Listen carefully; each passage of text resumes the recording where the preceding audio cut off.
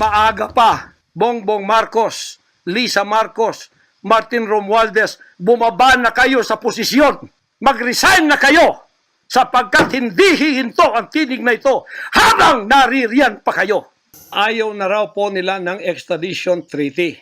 Ang kanila daw pong gagawin ng CIA, ng FBI, ng US Embassy at State Department, kasabwat ng ating gobyerno, ng Pangulong Marcos at ng First Lady at kung sino pa man ang nasa gobyerno, rendition ng kanilang gagawin. Ang rendition, anumang oras, pwede lang pasukin ang aking compound at ako ay kidnapin. It's not only rendition, but also elimination. If it is possible, pwede nila akong i-assassinate. Dahil nandito ako, I will use my constitutional rights for extradition na siyang treaty ng ating bansa. Yan po ang iniintay ng mga lawyers ko dito sa Pilipinas at sa Amerika. Ako po ay hindi nag-asawa. Ngayon, inaakusahan ako ng napakaraming babae.